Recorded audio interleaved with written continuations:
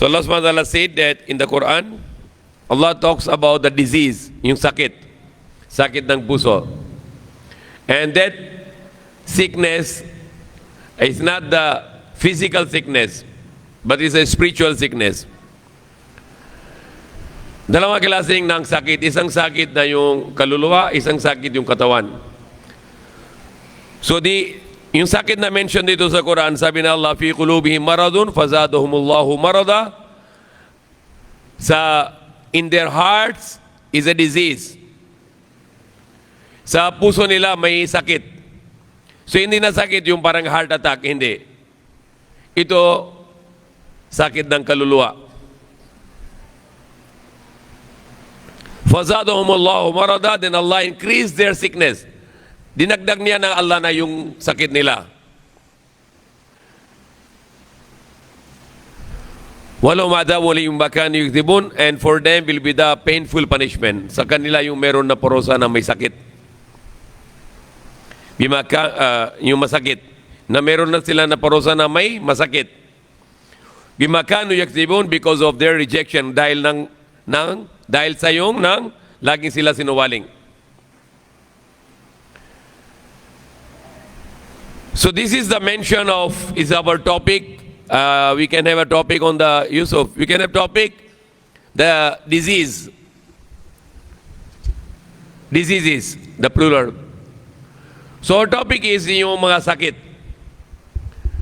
Meron sakit ng katawan at meron sakit ng kaluluwa. But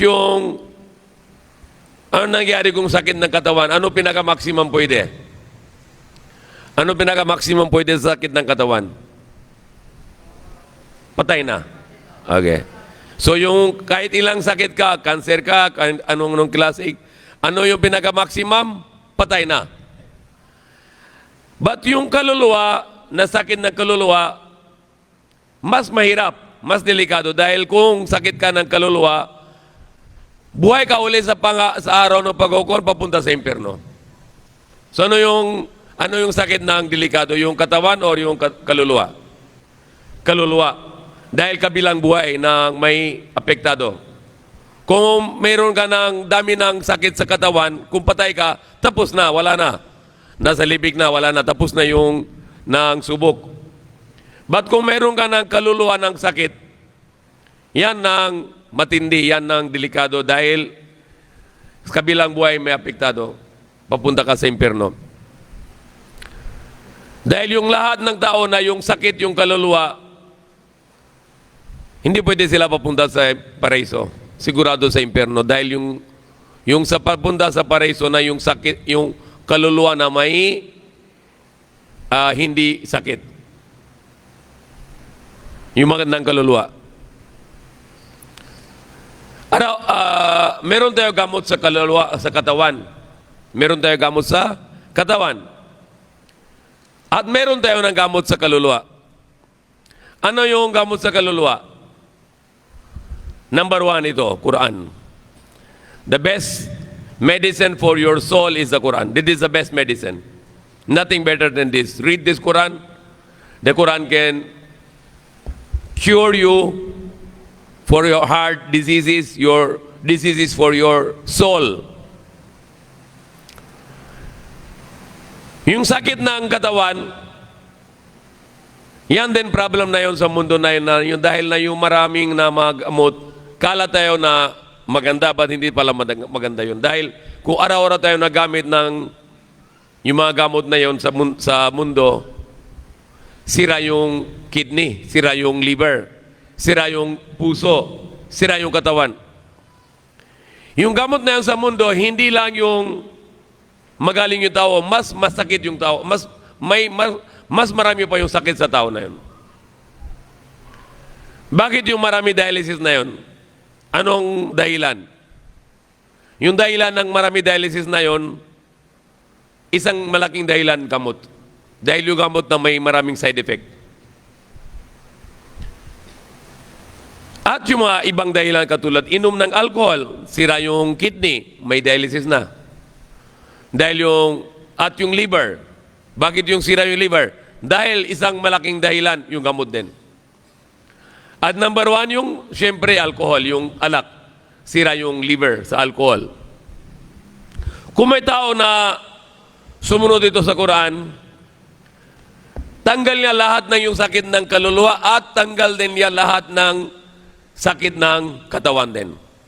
Halimbawa, kung sumunod ka sa Quran, hindi ka nainom ng alak, wala na sakit ng liver, wala na sakit ng ulo, wala ka sakit ng puso, wala na sakit ng iba-ibang sakit sa katawan. Dito sa Quran, sabi ng Allah, huwag na kain ng baboy. Kung hindi kain ng sumunod ka sa Quran, hindi kain ng baboy, wala ka na maraming sakit. Walang heart attack, walang stroke.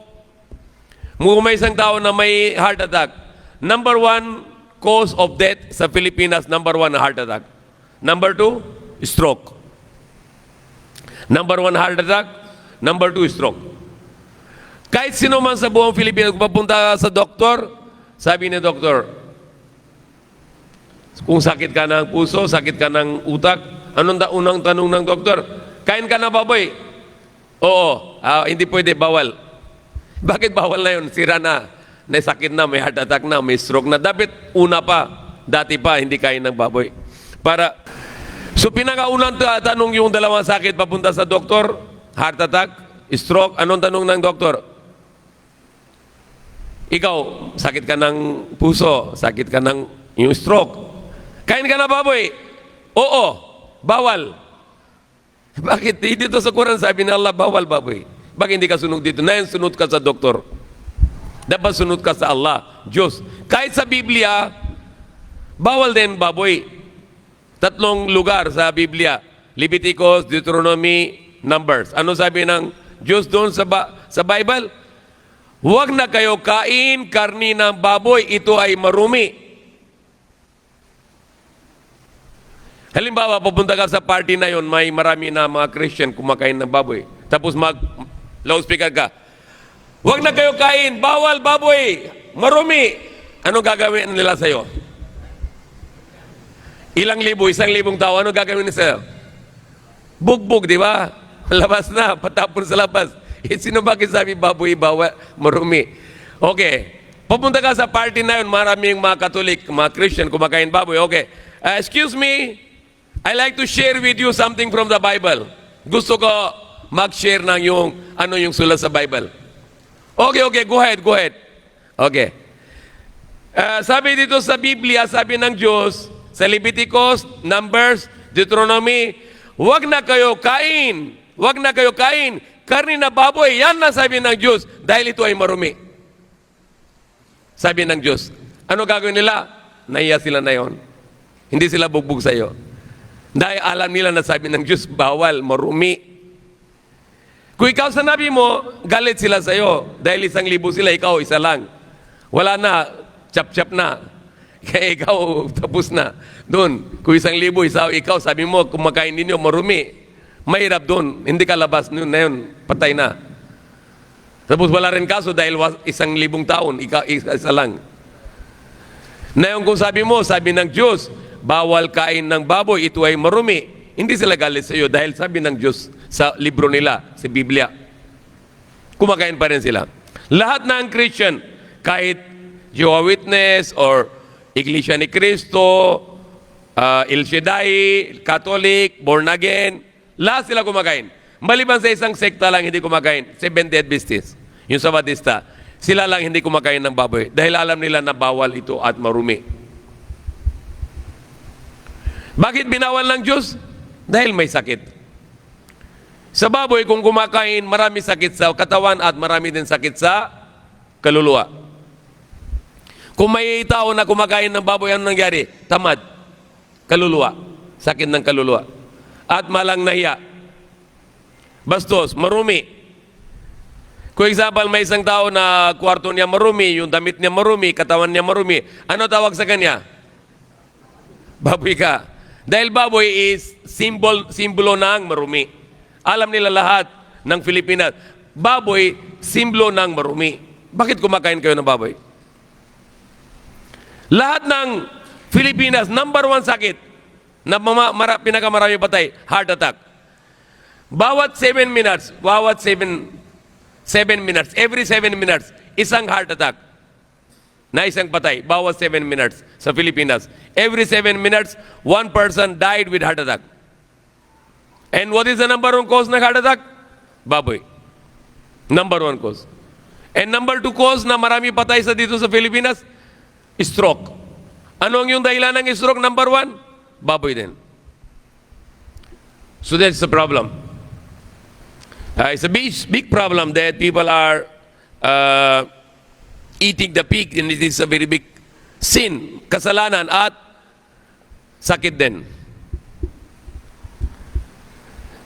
Sabi nang dito sa Quran, Allah said, don't eat the blood. Hurrimat alaykumul maydata wad damma wa lahmal khinziri wa ma uhillu li ghairillahi bi. Wag na, bawal sa inyo na, sabi ng Allah, bawal sa inyo ng mayta. Ano mayta? Hindi katay. Kung manok, pwede kain. Kambing, pwede kain. Tupa, kain. Baka, kain. Ba't katay? Kung walang katay, walang bismillah, haram. Bakit hindi pwede kain na walang katay? Dahil hindi labas yung dugo. Kung katay dito, labas na dugo lahat. At labas na mga marumi lahat. Malinis yung hayop na yun. Bawal sa inyo, sabi ng Allah, mayta, yung hayop na hindi katay. Wadamma, at bawal sa inyo ng kumakain ng dugo. Bawal kain ng dugo. It's haram, prohibited to eat the blood. But in the Philippines, lahat yung kumakain, yung mayta. Jollibee, KFC, McDonald's, ano yung manok? Hindi katay. Patay sa kuryente. Yung lahat ng manok doon, patay sa kuryente. So hindi na halal dahil hindi labas yung dugo. Yung beef, ganun din. Hindi halal. So hindi pwede kain na. Ito marami mga Muslim dito sa Pilipinas. Gusto nila kumakain, basta walang baboy lang. So ginawa nila yung sarili batas na hindi yung batas ng Allah. Hindi Quran. Sarili batas nila na pwede na kumakain basta walang baboy. Yan na yung isip na marami Muslim na sa Pilipinas. Hindi lang. 4 na bagay sabi ng Allah. Bawal sa inyo na mayta, yung hayop na hindi katay, at bawal ang dugo, at bawal ang baboy, at bawal lahat ng bagay hindi sa pangalan ng Allah. So kung kahit katay, walang bismillah, haram pa rin. Halimbawa, isang Christian, katay para sa iyo, tapos sabi niya, sa pangalan ng Ama, pangalan ng Anak, pangalan ng Holy Espiritu, kain pwede? Hindi pwede kain. Dahil sa pangalan ng 3 Diyos. Hindi yung pwede kumakain, Bismillah, Allahu Akbar, yan kain, pwede na kain. Dahil sa pangalan ng Allah. Hindi pwede sa pangalan ng Diyos-Diyusan o maraming Diyos. Yung Ama, Allah hindi Ama. Dahil Ama, parang tao, parang hayop. Si Allah hindi Ama, siyang Allah, siyang tagapaglikha, siyang hari, siyang banal, siyang dakila, siya ang tagapaglikha. Hindi pwede sabihin na Diyos Ama. Dahil yung tao, Ama. Pati hayop din may Ama. Katulad baboy, may ama, may ina, may anak. May aso, may ama, ina, anak. So bakit pwede sabihin si Diyos Ama? Hindi pwede. Bawal sabihin na Diyos Ama.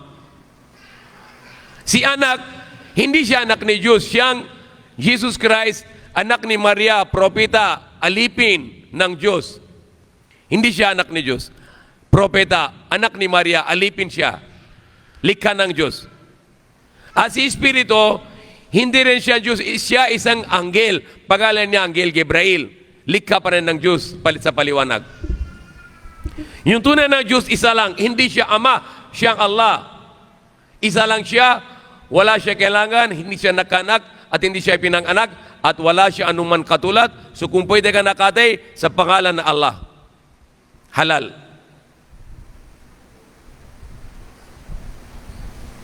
Kung halimbawa, katay na isang Buddhist para sa iyo, sige katay na. Ano sabi ni Buddhist? Sa pangalan ng Buddha. Okay, kain. Hindi pwede kain dahil katay sa pangalan ng Buddha. Dapat sa pangalan ng Allah. Bakit sa pangalan ng Allah? Dahil Allah yung bibigyan ng buhay sa hayop. So Allah lang ng permission. Dapat paalam kay Allah, Bismillah, sa pangalan ng Allah nakatay ko. Dahil galing kay Allah yung permission. Hindi likha ng yung hayop si Buddha. Hindi likha ng hayop si Jesus Christ. Hindi likha ng hayop si Espiritu. Likha ng Allah subhanahu wa ta'ala. Bakit yung nang sabi na Allah bawal ba kain ng mayta? Sakit. sakit ng katawan, sakit ng kaluluwa. Bakit bawal kain ng dugo? Kung kain ka ng marumi, yung kaluluwa mo marumi din. At marumi din yung katawan. So sakit ka ng katawan, sakit ka rin ng kaluluwa. Bakit bawal kain ng baboy? Sakit ka rin sa katawan at sakit ka rin sa kaluluwa. So bawal kain ng baboy. At kung kain ka na sa hindi sa pangalan Allah, yan na direct apektado sa kaluluwa dahil na hindi sa pangalan Allah. Marami ng sakit na yun pasok. Dahil kung sabihin mo sa Bismillah, lahat ng sakit ng yung bagay tanggal na dahil sa pangalan ng Allah. Sa baraka. So lahat. Kahit kain ka na yun, tapos magkanin or tinapay or kahit anuman, sabi, bilang Bismillah, wala na. Walang baraka. Kumakain ng Satanas kasama sa'yo. Kung kumakain ka, huwag na kalimutan Bismillah. Kung kain ka tapos walang Bismillah, walang baraka. No blessings in your food.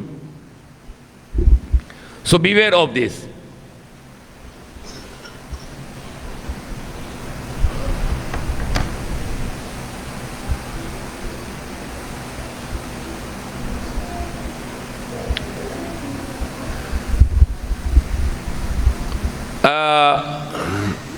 Bakit bawal ng alag? Bawal ng alag dahil na yung alag din marami sakit sa kaluluwa at katawan. Yung number one, palimbawa, sira yung liver, sira yung kidney, sira din ulo. Kung inom ka na alang, anong nangyari? Sira ulo. Hindi sabihin sira ulo, sira ang ulo. Dahil sira na yung ulo na, dahil na yung meron sa alag na meron keton. Ano yung keton? Poison, lason. Yung keton, sinira yung mga tissue sa brain. The keton can destroy the brain cell. Kaya yung mga lasinggero, laging kalimutan. Dahil na sira yung utak. Okay. At yung alcohol, yung alak, meron din marami sakit sa kaluluwa. You become shameless, you become parang hayop na. Kung lasing ka na yun, papunta ka sa bahay mo, tapos magbugbog na pamilya mo. Parang hayop ka na yun. Okay? Some people na lasing masyado, tapos rape nila anak nila. So marami din sakit sa kaluluwa. Marami din na lasing tapos papatay na tao. Patay na yung mga aksidente sa driving. Kahit na may aksidente na kahit saan sa buong Pilipinas, kahit sa buong mundo, sa Amerika, sa Europe, ano yung pinakaunang yung suspect? Alcohol. Baka lasing yan ito. Bakit na dapat bawal yung alcohol para walang disgrasya, walang sakit, walang mga problem?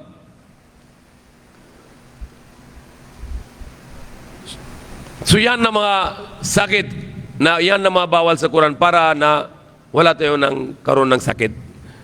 So we'll have no physical sickness and we have no spiritual sickness. If we can avoid those prohibitions in the Quran. The commands of Allah and the prohibition made by Allah will give us a good life. Will give us a life which is free from medicines. People are getting lots of sicknesses. There is antibiotic, different antibiotics in Philippines. Marami antibiotics. Amoxicillin. In Philippines, amoxicillin capsules sold millions. 30, 40, 50 millions in every year. Pinakamarami amoxicillin capsules. 500 mg, 250 mg. For adult, 500 mg. For children, 250 mg. At meron din susunod yung na pinakamarami na amoxiclav, co-amoxiclav. Millions din. 30, 40 million tablets taken by the people. Too much sickness because of eating haram, drinking haram, marami kumakain ng baboy, yung marumi, yung hindi malinis, dami sakit. And marami din sakit na yun yung sa chemicals. Saan chemicals? Yung mga grocery. Yung mga canned goods, maraming chemicals can make you sick. Yung preservatives. Sa yung mga frozen, meron yung mga chemical. So chemical gives you sickness. Initially, bacterial infection. Susunod, cancer. What is good thing? We have a fresh food, fresh fruits, fresh vegetables, fresh meat, fresh water. No contamination. Even the water selling in the water station, there is also poison, chlorine. Gamit nila chlorine. Chlorine, ano chlorine? Poison. So we are being, every day, marami tayo na chemical sa buhay natin. Everything. Kahit bibili ka ng noodles, may chemicals dun. So we are being poisoned every day. Kaya, laging take ng antibiotic. At minsan yung, if you take the antibiotic, hindi gamit, hindi gumagana. Not affected. Hindi epektado. Bakit? Dahil kain tayo na araw-araw ng manok, may antibiotic doon. Sa lahat ng yung poultry, marami poultry, karamihan, almost all, bibigyan nila antibiotic sa manok. Kahit walang sakit yung manok, bibigyan nila antibiotic. Bakit bibigyan nila? Gusto nila yung manok na 100, 200 peso hindi patay. Kaya advance yung antibiotic. Wala sila yung, hindi importante yung tao. Importante yung manok, hindi patay yung 200 pesos na manok. Kaya bibigyan nila ng antibiotic. Kahit walang sakit yung manok, gusto nila bibigyan ng antibiotic para sa protection. Ano nangyari? Araw-araw kakain ka ng manok, pasok din amoxicillin. Every day you take amoxicillin. Now may sakit ka na yun, papunta sa doktor, sabi ni doktor amoxicillin. After 1 week, sakit pa rin. Walang effect na yung Bakit walang effect? Dahil may resistance ka ng amoxicillin. Dahil araw-araw kakain ng amoxicillin sa manok. Every day, amoxicillin. At meron din mga hormones sa manok para malaki yung manok. Steroid. So anong gagawin ng doktor na yan? Walang amoxicillin. Comoxiclav. Cefuroxime. Araw-araw napalit ng yung iba-ibang gamot ni doktor. Ano nangyari yung antibiotic? Sira yung tiyan mo. Dahil yung good bacteria papatay na. So may trouble ka dito sa tiyan na yun. Susunod, may iba-ibang gamot. Ano nangyari? Yung mga maintenance gamot. Diabetics, hypertension, hypercholesterol. Ngayon, ano nangyari? Sira yung kidney. Kung sira yung kidney, sabi ni doktor, sige, mag-dialysis ka na yun. Ngayon, dialysis, 5,000 per week. Per visit. 2 times a week, 10,000. Saan kang naman na 10,000 every week? Ano nangyari susunod? Wala rin dialysis. Hindi na malinis yung dugo. Anong sabi ng doktor? Hanap ka na lang ng donor ng kidney para transplant. Ano susunod? Transplant. Kung walang transplant, patay. Kung transplant, after 2 years, patay ka rin. So, walang protection there. If you like to live happy, follow the Quran. Don't eat baboy, wala ka na hypercholesterol. Wala ka na hypertension. No need maintenance medicine. Kung wala ka na, inom ka na alag, wala ka na diabetics. Dahil marami tao na diabetics dahil sa alcohol, high sugar. Don't take too much Coca-Cola. Coca-Cola is delicado. It's very dangerous for your health. In Coca-Cola, 1 can, isang lata o isang bote, 40 grams of sugar. 40 grams. You are drinking sugar. 40 grams. Kung isang litro, 120 grams of sugar. Isang liter ng Coca-Cola. 120 grams ng sugar. Kung hindi ka nang gamit mo sa energy, yan napapunta sa dugo mo. Kung may malakas yung metabolism, maging mataba ka na yun. Kung inom ka ng Coca-Cola. Dahil very high sugar. Isang liter ng Coca-Cola, 120 grams of sugar. Kung inom ka na 8 litro ng Coca-Cola sa isang linggo, 8 litro. Pasok na ang katawan mo, 1 kilo sugar. Kita mo 1 kilo sugar, malaki? Yan, pasok sa katawan mo, 1 kilo sugar. White sugar. Ano yung white sugar? Poison yan. White sugar is a poison. Dahil marami na mga gamit, mga chemical doon na poison talaga. Mercury. Meron din mercury sa refinery ng white sugar. White sugar, yan na isang lason. Stop using the white sugar. Only use brown sugar. Mas kubado, mas maganda. Or coconut sugar. Meron coconut sugar. Yung sugar galing sa buko. Maganda. But brown. Don't fall in love with white sugar. You will die. Love the brown sugar. Brown sugar is good. Very good for the health. Number 1 is muscovado. Pinaka number 1, honey. But paano yung honey na fake? Hindi original. May sugar din halo dun. Problem. Dapat original honey. Number 1, sweetener. Number 1 sweetener, honey. Number 1 oil, pinakamaganda oil, olive oil. Sabi ng Allah sa Quran, olive oil. Sabi ng Allah sa Quran, honey. Take the honey, take the olive oil. This is a medication book. Yan na book ng medical. Take the honey, take olive oil, take the dates. The dates will never make trouble to you because the dates is not contain the sugar or sucrose or dextrose.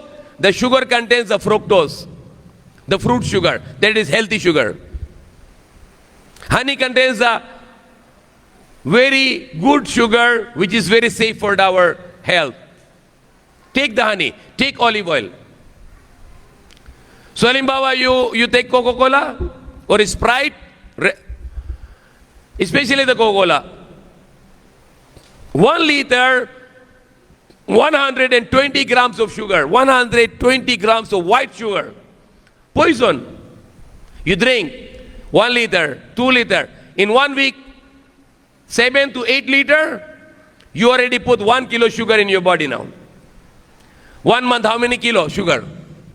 4 kilo sugar. 4 kilo sugar goes in your body. You are already a dead man. You will get all kind of sickness. Take the fruits, orange, mango, apple. Allah mentioned in the Quran, ano sabi ng Allah sa Quran?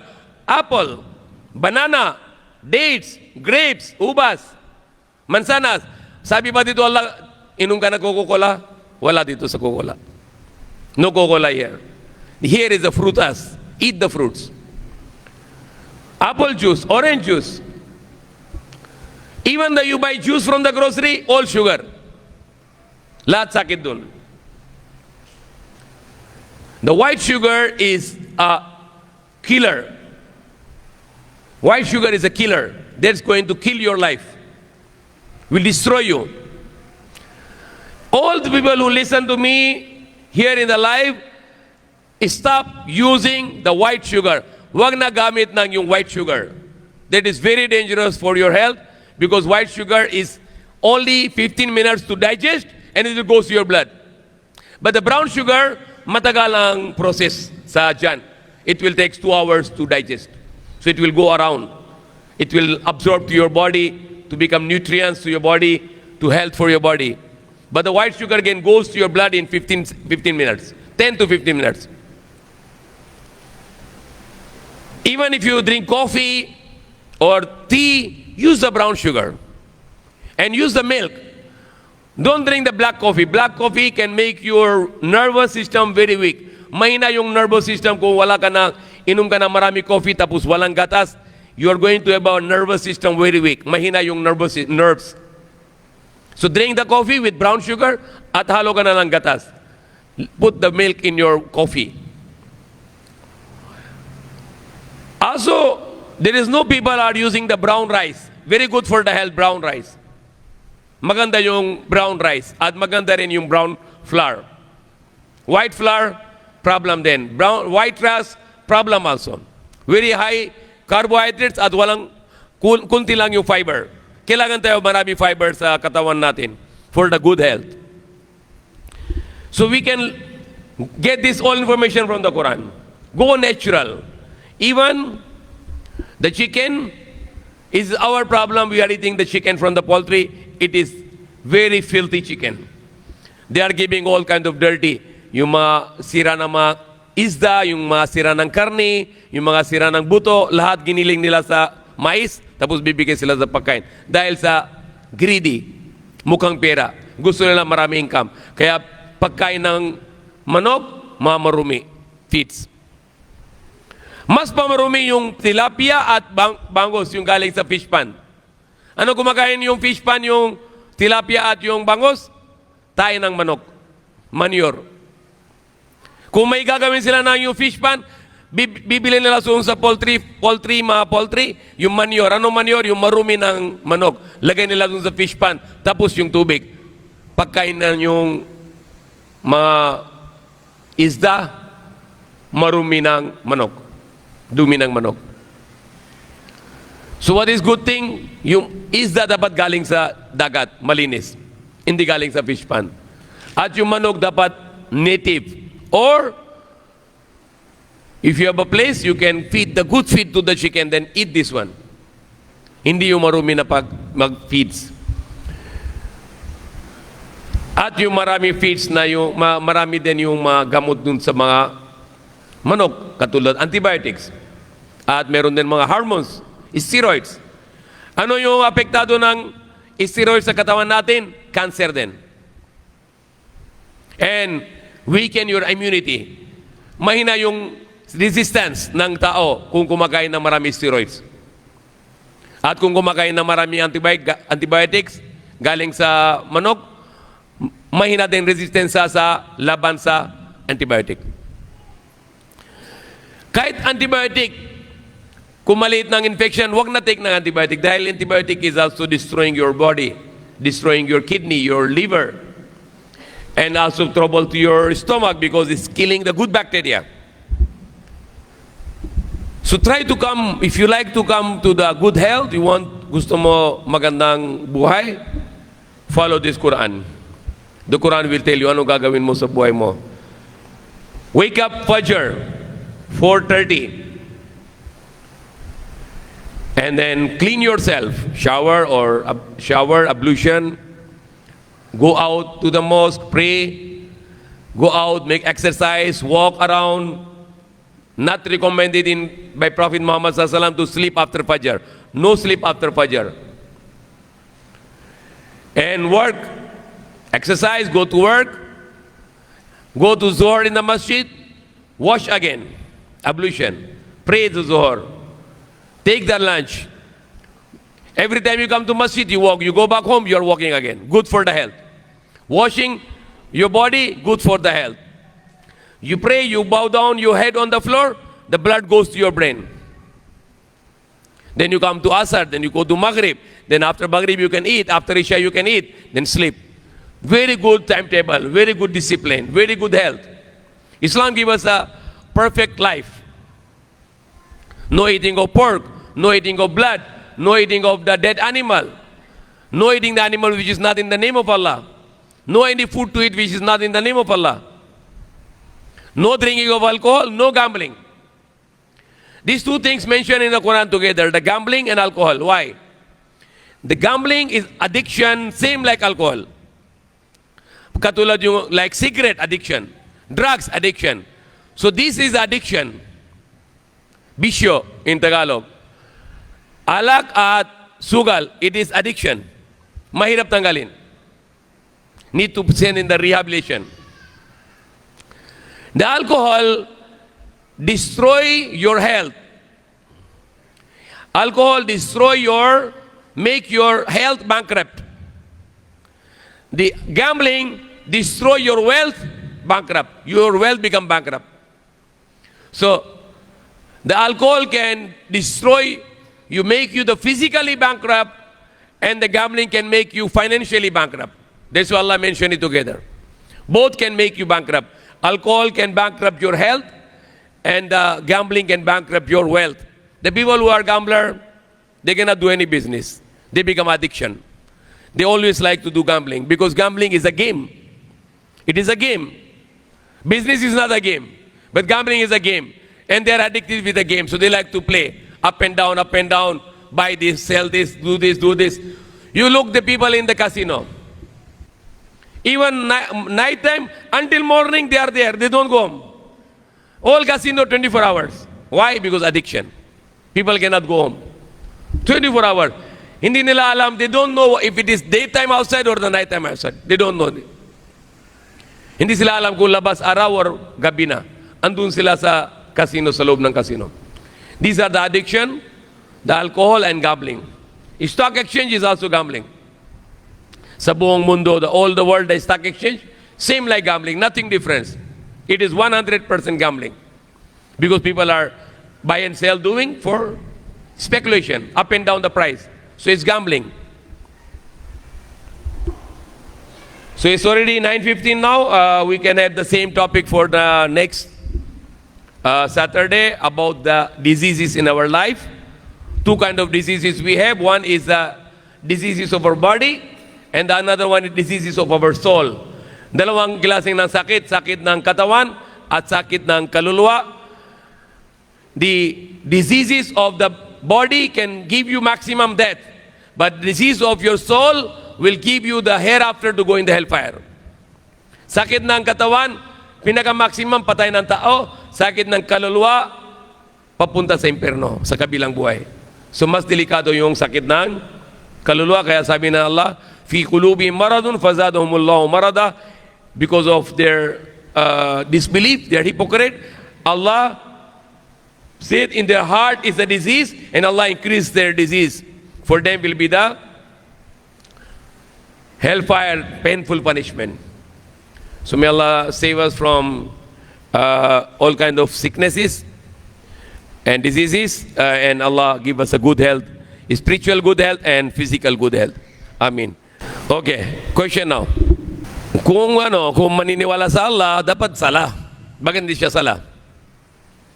So, hindi ko alam kung ano sabi dito na kung hindi pwede sabihin kafir, but kung may tao na talaga hindi sala, sabi na Prophet Muhammad SAW, man taraka salata muta'amadan faqad kafar. Sino man, whoever abandon the salah intentionally, surely he make a disbelief.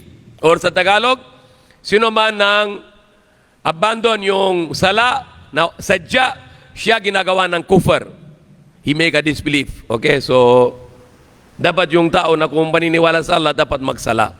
Kahit saan ka na pwede sala, kahit dito sa masjid, kung wala na masjid malapit sa'yo, pwede sa bahay, sa trabaho, kahit saan, basta mabilis lang 5 minutes. So you have no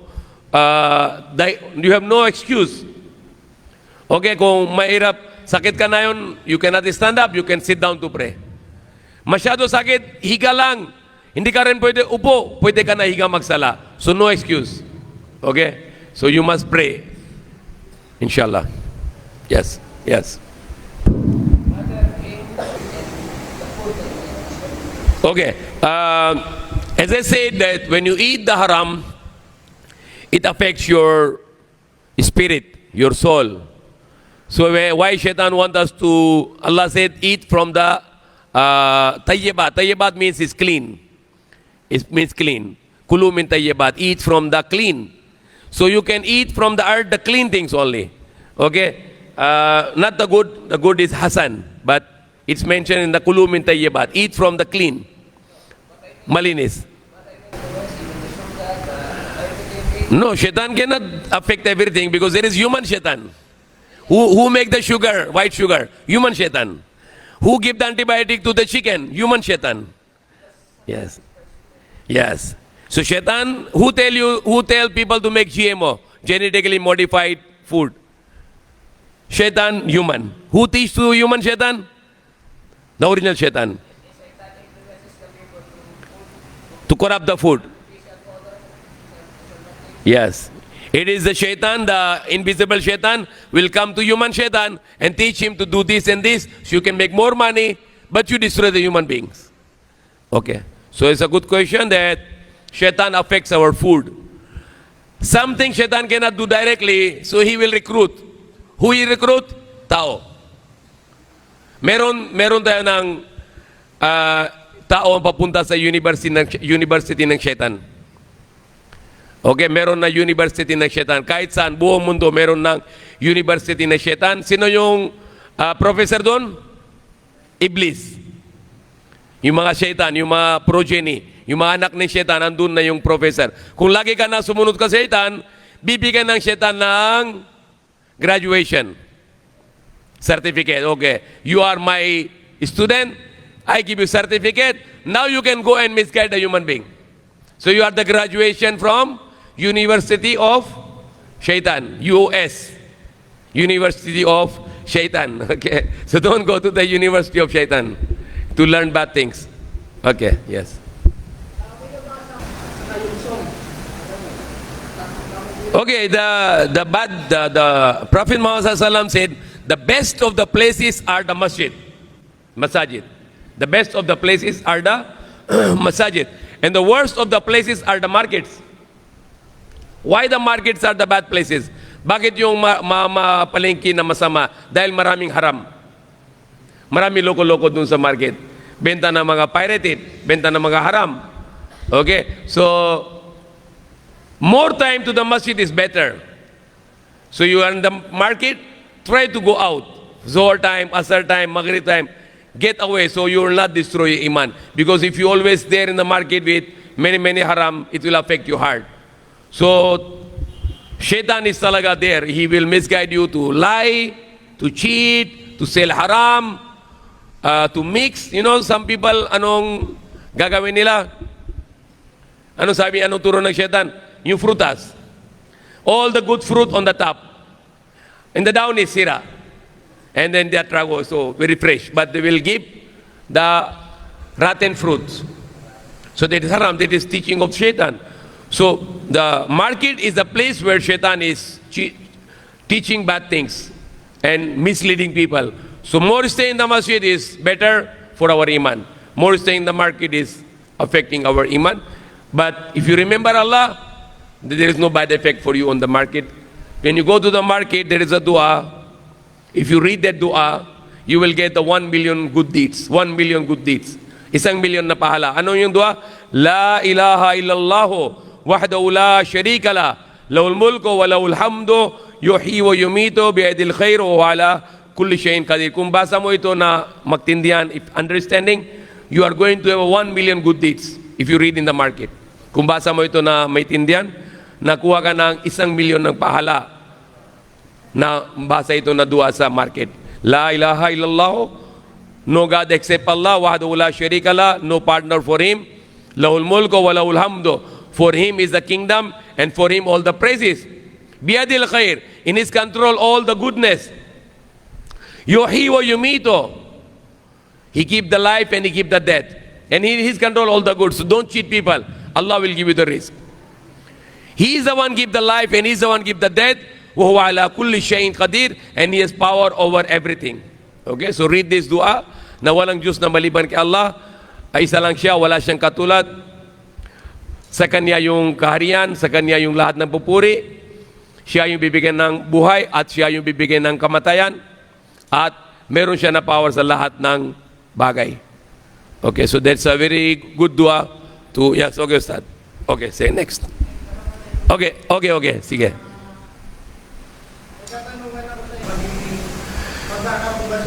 Ano siya? Muslim siya? Hindi siya Muslim? Okay, so hindi siya pwede Muslim na kung hindi siya paniniwala na huling propeta si Muhammad. At hindi yung sunnah niya, yung dahanan niya, hindi manina. But kung isang Kristiyano or isang Hudyo, kung maniniwala sa isang Diyos, at hindi gawa ng shirk, at hindi siya alam kay Prophet Muhammad, tungkol kay Prophet, hindi siya alam tungkol sa Quran, but maniniwala sa isang Diyos, at maniniwala sa kabilang buhay, at hindi gawa ng shirk, pwede siya may patawad sa araw ng paghukom dahil hindi siya alam tungkol kay Prophet Muhammad SAW at hindi siya alam kay Quran. Pwede siya papunta sa paraiso dahil na hindi siya nagawa ng shirk. That's our negligence. We are not giving him dawa about Prophet Muhammad, about the Quran. So, halimbawa, may isang tao sa bundok, hindi na alam sa Quran, hindi siya alam tungkol kay Prophet Muhammad SAW, but maniniwala sa isang Diyos. Sabi ni Prophet Muhammad SAW, pwede siya papunta sa paraiso. Dahil na maniniwala siya isang Diyos, hindi siya nagsamba sa mga rebolto. Okay? But kung alam niya na si huling propeta Muhammad at alam niya na ito huling libro galing kay Allah at reject niya, yan maging kafir. Okay? Okay. Allah will give him parusa. Siya yung bibigyan ng parusa, si Allah. Kahit hindi mo na raw isama yung Muhammad na kapitila, ito ba ay tama? Hindi pwede dahil syahadatin, asyhadu an la ilaha illallah wa asyhadu anna Muhammadan abduhu wa rasuluh.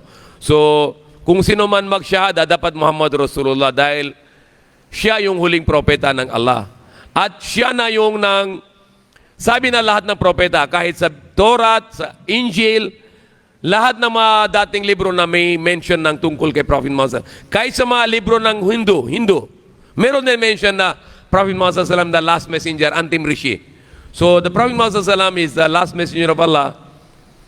Everyone should believe him last messenger. We believe in all the prophets, Abraham, Noah, Adam, Jesus, Moses, Suleiman, David, Zachariah, at huling prophet na Muhammad sallallahu. So Muhammad Rasulullah nasa Quran din, Muhammad Rasulullah. So if you reject the one ayah of the Quran, you are not Muslim. So Muhammad Rasulullah is the part of the Quran, and we believe in Muhammad Rasulullah, and it is part of our shahadatain. Shahada, asyhadu an la ilaha illallah, shahadatain dalawa. Wa asyhadu anna Muhammadan abduhu wa rasuluh. Wa asyhadu anna Muhammadur Rasulullah. So Muhammadur Rasulullah is part of our faith. It's part of the Quran. And you don't get the Quran if there is no Muhammad. Who received the Quran? Muhammad Rasulullah. So we believe in the Quran. Who bring the Quran? Muhammad sallallahu alaihi wasallam. So we must believe Muhammadur Rasulullah. Muhammad is the messenger of Allah and also siyang huling propeta. Meron na isang sekta dito sa mundo na yon. Meron nila sila office sa Phase 1. Malapit sa Federation, BF Federation, meron din sila office doon. Malapit sa Elizalde Gate. Anong sect na yan ito? Qadiani. Ahmadiyya. Ano paniniwala sila? Meron sila ibang propeta na pinanganak sa India. Si mabalan niya, Mirza Ghulam Ahmad Qadiani. So ano tawag? Alam na lahat na Muslim, hindi sila Muslim. Rejected. Maniniwala sila kay Muhammad sallallahu alaihi wasallam na siya yung messenger of Allah, Rasulullah, propeta, si Muhammad. Maniniwala sila. But maniniwala sila may isa pang propeta lampas ni Prophet Muhammad sallallahu alaihi wasallam doon sa India. Pangalan niya Ahmed. So sabi nila yan ng isang propeta. So hindi sila papunta sa Mecca na yun. Bawal papunta sa Makkah sila. Bawal sila Hajj dahil na tanggap na lahat ng Muslim sa mundo, hindi sila Muslim dahil na paniniwala na may ibang propeta, mga sobra 100 years doon na pinanganak sa India, sa Rabwa. So, tanggal sa Islam dahil na paniniwala na may ibang propeta after Prophet Muhammad sallallahu alaihi wasallam. So, paniniwala natin na Muhammad Rasulullah at sabi ng Allah sa Quran, Khataman Nabiin. Ano sabihin Khataman Nabiin? Huling propeta. Seal of the prophets. He is the last prophet. If anybody says a prophet, tanggal sa Islam, hindi siya Muslim na yun. Maging kafir. Okay. Yes. Yes, sir. Yes. So ay kalimutan ko kanina, hindi lang ito yung gamot sa puso or gamot sa kaluluwa. Lahat ng zikar, sala, magdasal, gamot, magzikar, alala ng Allah, gamot. Yan na yung salita ko na yun na mag-lecture, yan din gamot yan. Hindi lang gamot sa akin. Sa'yo lahat na kung makinig ito, maganda sa kaluluwa natin na we get the good for our soul. It is good for our soul. Okay? So, these are the things which can make us happy. Also, our family is a very good medication for us. When you stay with the family, it can make your heart happy and healthy, and our souls will be healthy when we are with our families. So families can also give us inspiration, and our friends also. Okay, and all the believers also. Okay. Yes. I can understand. Repeat. Okay, you can Taga English. Sir, Bakit kain sila baboy? Accident. Tapos ano gagawin nila? Oo.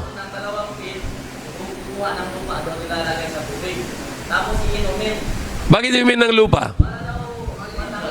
Hindi. Yung lupa, sabi ni Prophet Muhammad SAW, it's a poison, it's a sakit. Dahil sa lupa maraming germs, bacteria. So if you eat the lupa, dami nang pasok yung bacteria. So it's very, Prophet Muhammad SAW said, if you eat the soil, you are eating the poison. You're killing yourself. So hindi nang malinis, marumi na dahil yung sakit, maraming bacteria dun. Okay? So kung mistakenly eat baboy or pork, dapat toba. O pwede magsuka. Hindi inom ng soil with water. Dapat suka na lang. They can vomit. If you eat haram, magsuka na lang para tanggal yung marumi. Okay? Yes. Yes. Okay, what's your question? Based on the God bears witness, Quran and God. Okay. So there is no issue here na kung Allah testify, la ilaha illallah, no problem. But it doesn't say that you no need to say Muhammad Rasulullah. You still say Muhammad Rasulullah. So if you can, example, if you read la ilaha illallah 1,000 times, no problem. Only la ilaha illallah is okay. But you cannot be a Muslim if you don't say Muhammad Rasulullah. It is part. Yes, it's a part of our shahada. So Allah witness there is no God except Allah. It doesn't nullify Muhammad Rasulullah. It doesn't nullify. Allah is testifying there is no God except Allah and the angels and all the believers. So we all testify la ilaha illallah. But at the same time we testify Muhammad Rasulullah because it's part of our faith. Hindi lang Muhammad Rasulullah. Amana Rasulu bima unzila ilayhi. Amana Rasulu bima unzila ilayhi min rabbihi wal mu'minun. Kullun amana billahi. All of us, all the believers. Amana billahi wa malaikatihi wa kutubihi wa rusuli. All the believers, they believe in Allah, they believe in angels, they believe in the books of Allah, and they believe in the messengers of Allah. So hindi lang Muhammad Rasulullah. I believe in Musa alayhi salam. I believe in Isa alayhi salam. I believe in Ibrahim alayhi salam, Adam alayhi salam, Nuh alayhi salam. If you say I don't believe in Jesus Christ, you are not Muslim. Hindi ka na Muslim. If you say you don't believe in Yunus alayhi salam, you are not Muslim. If you don't believe in Noah, you are not Muslim. So we believe in all the messengers, and we believe in the last messenger, Prophet Muhammad sallallahu alaihi wasallam. How about those prohibitions last mentioned? Means that someone can say this is haram and halal. Yeah, that is delicado. It is very dangerous to make haram something, and you can make halal something. For example, this is alcohol. If you drink this and you make tawbah, Allah forgive me, I drink alcohol, Allah will forgive you.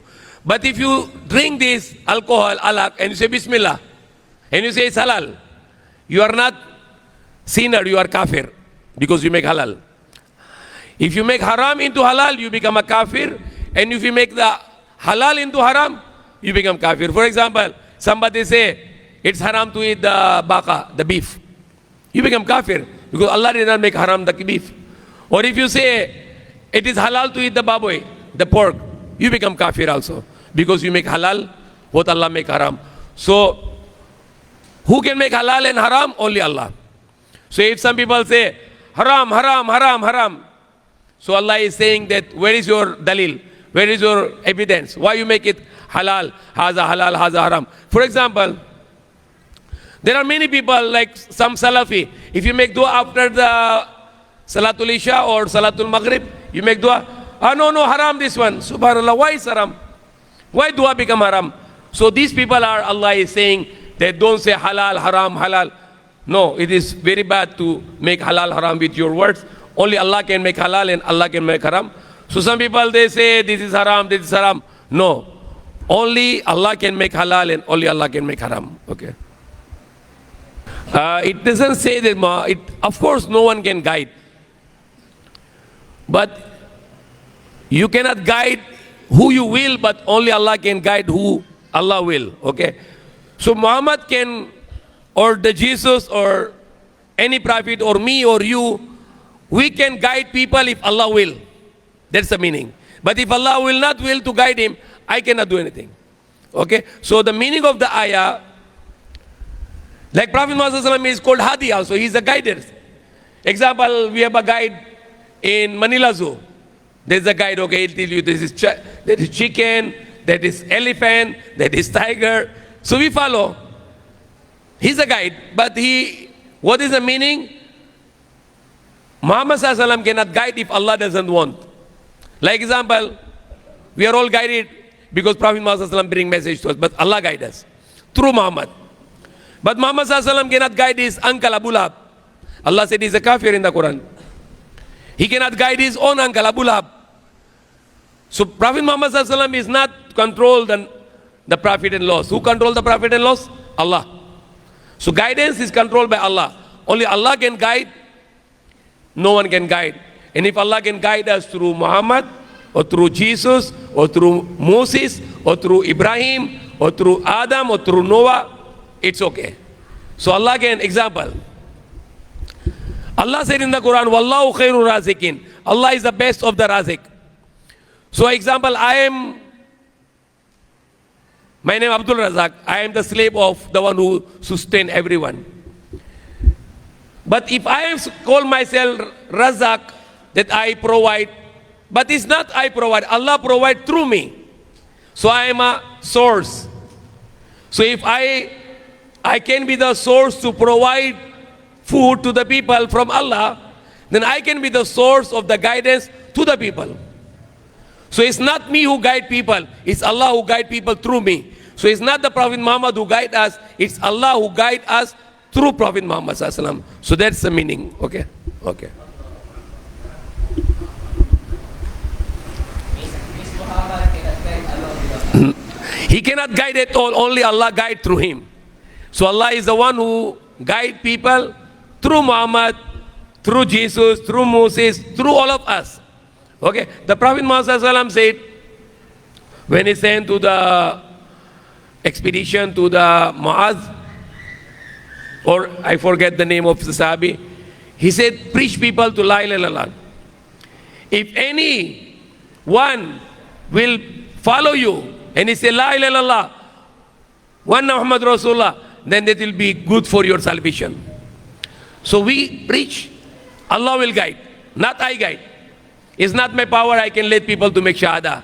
Allah can make people shahada. Allah open the hearts. But we speak. When we speak, Allah open the hearts, Allah guides.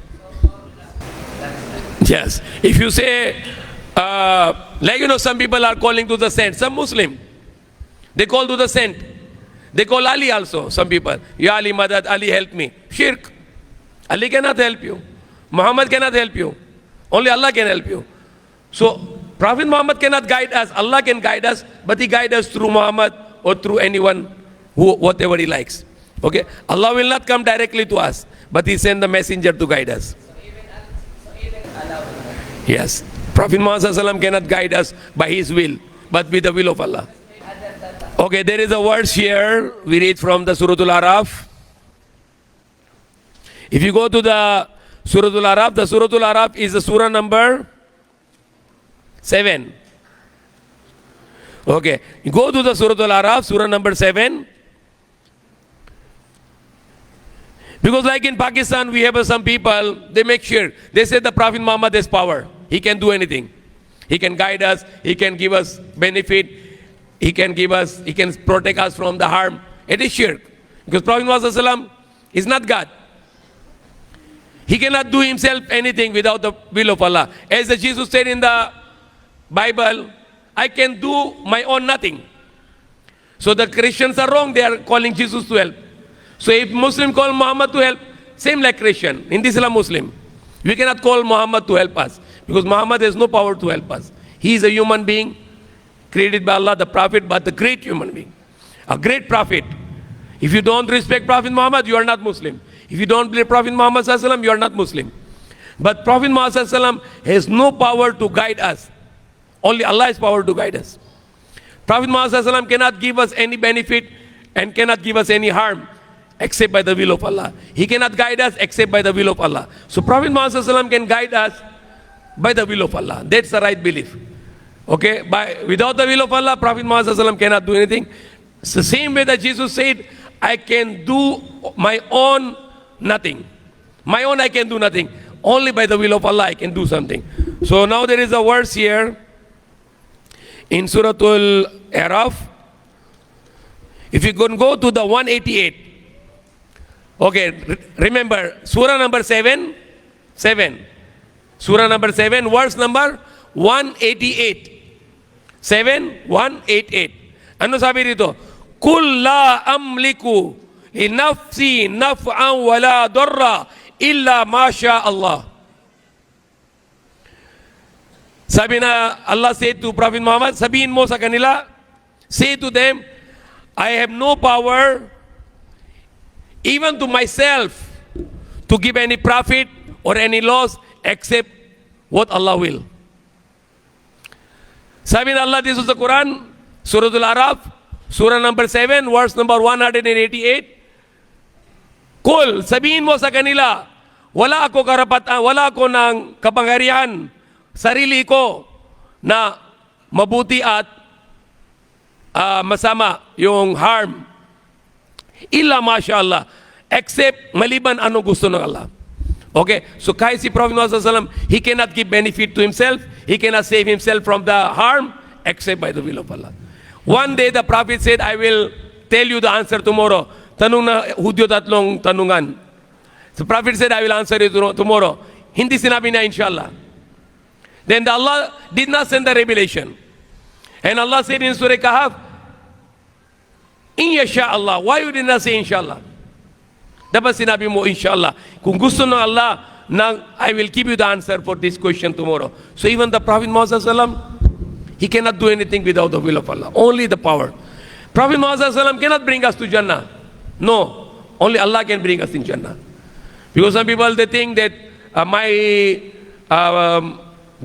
leader can bring me Jannah. No.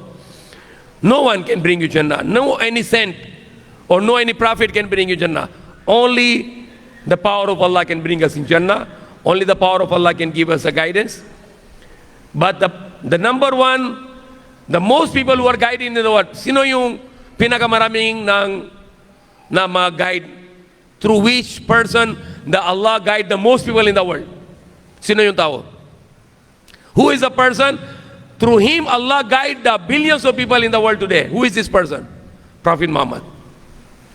Through Prophet Muhammad SAW, we have a billions of Muslims now in the world. Who guide? Allah guide. Through whom? Through Prophet Muhammad SAW.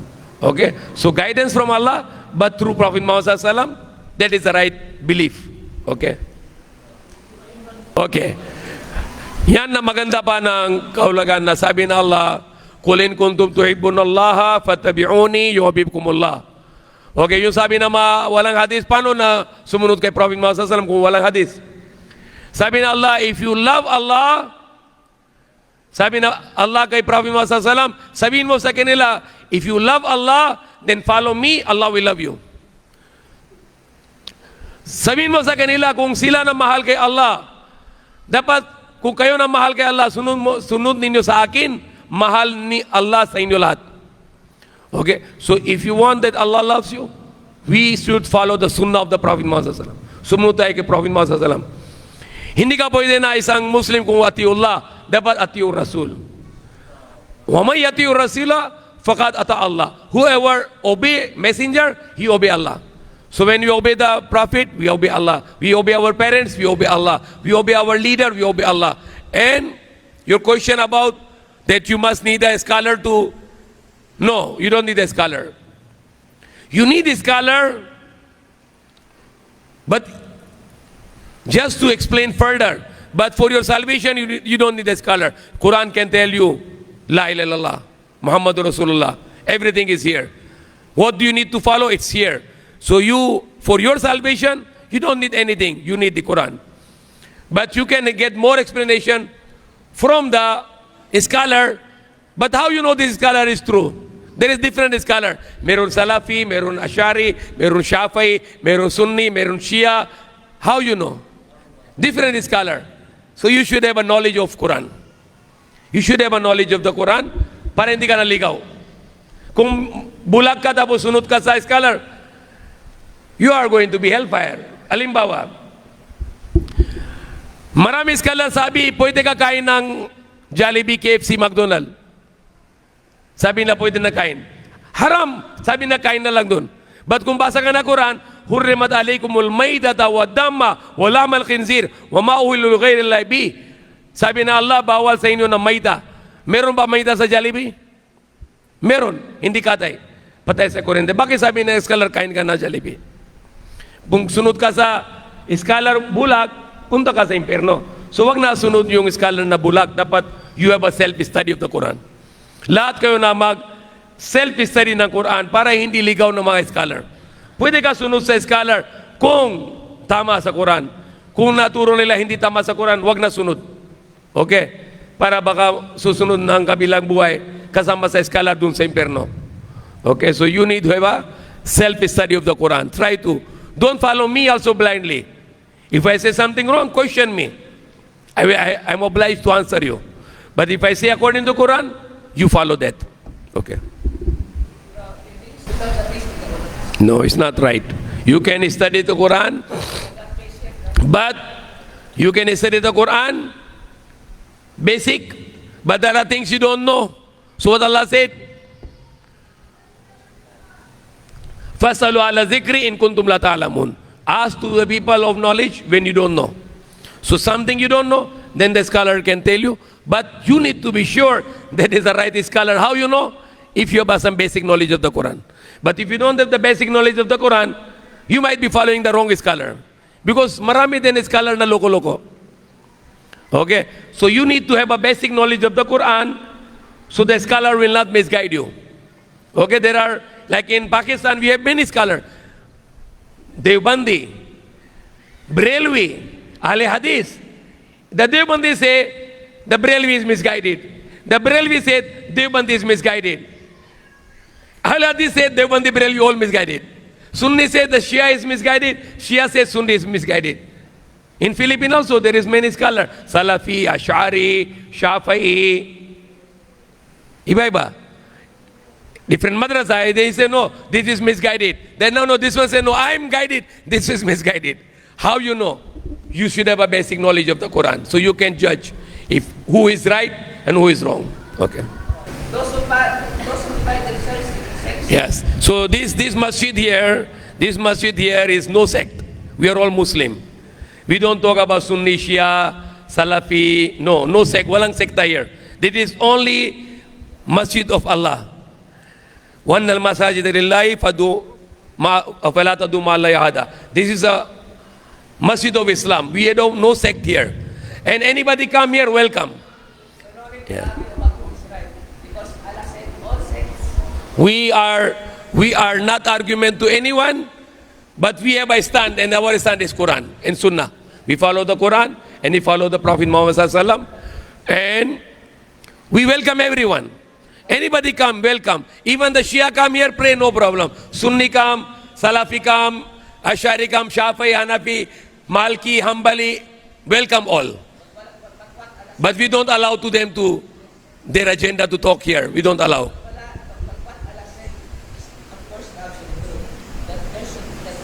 No. Inna alladhina farraqu dinahum wa kanu Shia lasta minhum fi shay. Surely those who divide the religion and they become the sects, you have nothing to do with them.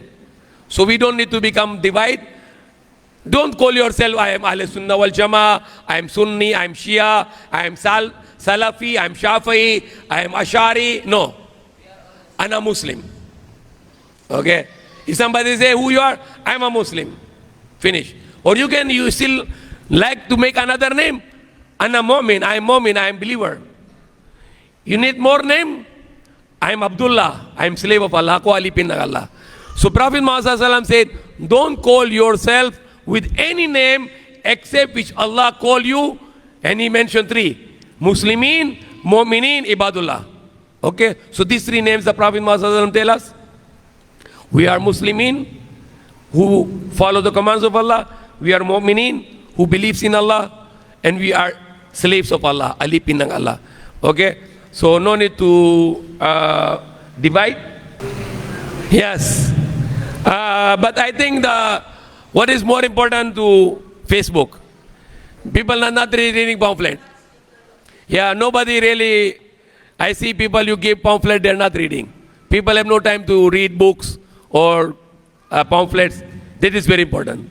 So if somebody, I want to make dawah, if I don't have the pamphlet or Quran in my car, I just tell them, okay, go to my channel, Peace Center Manila.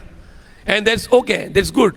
Even if you go to the Facebook, Peace Center Manila, and there is a website, peacecentermanila.com, peacecentermanila.com, you go to the website and you can download the Quran. This Tagalog Quran translation, you can download in the peacecentermanila.com. Peacecentermanila.com, open it, in the front, download, click, you get the Quran on your cell phone right away. So I think it's good to have a pamphlet, brochures. We have a Quran in Tagalog translation, but today is a fast world, this one. Cell phone. TV also, very few people. TV, cinema, radio, wala na. Nobody listen radio. Number one is cell phone. Cell phone. That is because it's in your hands. And you're holding it whole day. When you wake up, it's in your hand. When you sleep, it's in your hands. So that is a powerful media. You make dawah with mobile. Because people are mobile now in the world. So that's the best way to make dawah is through the media. May Allah guide us. Okay. Because, sex of the driving will always drive away. Okay. So that's maybe you're talking about the debate, no? Yung mga debate ng Salafi, Ashari. So it's delikado yung mga debate na Muslim to Muslim, mag-away-away. So you need to avoid arguments. And also for you, my advice, brother, also it's a good verse to avoid the arguments because argument can cause away, fighting. Also for my advice to you, the critical issues, avoid to discuss yourself because people might not understand you. So avoid the critical issues, might not understand you and they will fight with you. So better to wait for the right time. Talk the things which is not going to make misunderstanding. Because sometimes you say something and you cannot explain it, they misunderstand you and they're going to fight with you. So we need to explain it well. So if you have no enough words to explain, to better to avoid the critical issues, to avoid the trouble. So we can always try to make reconciliation and not to make issues which can cause fight. So I never make the debate with Muslim to Muslim. It's not a good thing. It's not a good idea. Muslims are debating to Muslims like before, few years ago, Sini Kai and Ang Nagsa are fighting to each other. Now there is another group of Muslims fighting each other. No. We need to avoid the bad arguments. Arguments in a good way. Tujadilum billati hasan. Make argument in a better way, in the best way. But not in a bad way. And sometimes when you see that your argument can cause fitna or trouble, better to keep quiet. Because keep quiet is the best thing to make the peace. Because sometimes when your argument is become trouble, better to avoid. And not to argument until you get the right time to argument and to explain. Okay. May Allah guide us.